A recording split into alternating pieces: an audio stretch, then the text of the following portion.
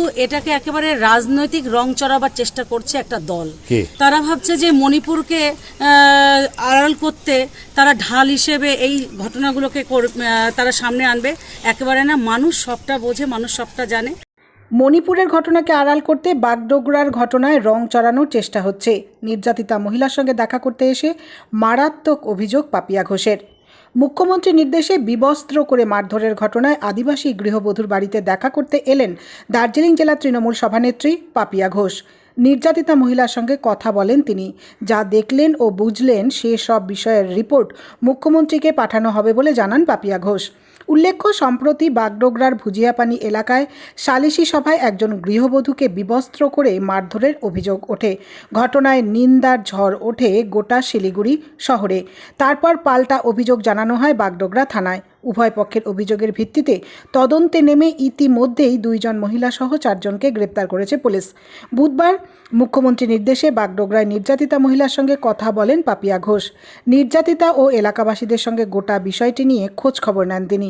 পরে পাপিয়া ঘোষ জানান, পারিবারিক একটি ঘটনার জেরে এ ধরনের ঘটনা ঘটেছে। এটি একটি ঘৃণ্য ঘটনা। তবে এই ঘটনাকে রাজনৈতিক রং দেওয়ার চেষ্টা করা হচ্ছে বলে তার অভিযোগ। পাশাপাশি তিনি দাবি করেন, মণিপুরের ঘটনাকে আড়াল করতে একটি রাজনৈতিক দল এটি করছে। নাম না করে এদিন বিজেপিকে কটাক্ষ করেন তিনি। গোটা বিষয়টি নিয়ে মুখ্যমন্ত্রীকে রিপোর্ট পাঠানো হবে বলে জানান তিনি। আপার বাগডোগরার ভুজিয়াপানি সংসদে আমরা জানি বিগত 2 দিন আগে একটা ঘটনা হয়েছে। আমরা সেটাই মমতা বন্দ্যোপাধ্যায়ের নির্দেশে আজকে আমাদের এখানে আসা এবং বাস্তব ঘটনা আমরা এখানে জানার চেষ্টা করলাম। তার উপর একটা তো হয়েছে, অ্যাটাক তো হয়েছে। তো সেই বিষয়টা গতকাল সংবাদপত্রের মাধ্যমে আমরা দেখি এবং আজকে এসে তার সাথে আমরা কথা বলি। আমরা বিষয়টা পুরোপুরি শুধু উনি না, পুরো পাড়া প্রতিবেশীদের সাথেও আমরা একসাথে হয়ে কথা বলি। সেখানে যে বিষয়টা উঠে এলো যে একটা পাড়াগত সমস্যা, পারিবারিক সমস্যা অনেক বছর ধরে চলছে, প্রায় বিগত 20 বছরের একটা সমস্যা। তো সেই সমস্যাটা নিয়েই তাদের মধ্যে একটা সংঘর্ষ দানা বাঁধে, একটা ঝামেলা সত্যিই হয়। এবং এখন যেটা দেখলাম, এটাকে একেবারে খুবই ঘৃণ্য একটা বিষয় হয়েছে তার সাথে, কিন্তু এটাকে একেবারে রাজনৈতিক রং চড়াবার চেষ্টা করছে একটা দল।